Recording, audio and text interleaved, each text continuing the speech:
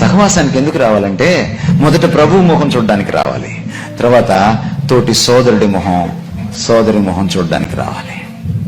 చర్చికి రాలేదనుకో, ఇంటికి వెళ్ళగానే కాల్ చేయాలి. ఏం తమ్ముడు రాలేదు, ఏంటన్నయ్య రాలేదు, ఏంటక్క రాలేదు, మిమ్మల్ని ఈరోజు చూడలేకపోయినా, వి మిస్ యూ టుడే. సహవాసం అంటే ఇతరుల జీవితాల్లో ఇన్వాల్వ్ అవడం, ఇతరుల కష్టంలో పాలు పంచుకోవడం.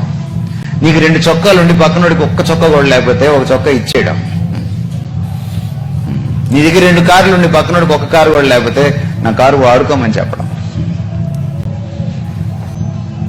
నీకు బాగా మంచి శాలరీ ఉన్న జీతం ఉండి పక్కనోడికి అస్సలు ఉద్యోగం లేకపోతే కాస్త వాడిని పోషించడం. అంతేకాదు, ఇంటి దగ్గర అమ్మా నాన్న ఉంటారు కదా, మీరు ఖతార్లోకి వచ్చి ఇక్కడ బాగా ఎంజాయ్ చేస్తున్నారు కదా, అక్కడ ముసలి అమ్మా నాన్నలు ఉంటారు కదా, వాళ్ళని పోషించడం. సహవాసం. యేసుక్రీస్తు వారు ఏమన్నారు తెలుసా? ఈ కొత్త ఆజ్ఞ మీరు పాటిస్తే, అంటే నేను మిమ్మల్ని ఎలాగా నా ప్రాణం కంటే ఎక్కువ ప్రేమించానో అలా మీరు తోటి సోదరులను కానీ ప్రేమించగలిగితే ఒకటి జరుగుతుంది అన్నాడు ఆయన. ఏంటో తెలుసా? అది మీరు నా శిష్యులని లోకము తెలుసుకుంటుంది అన్నాడు.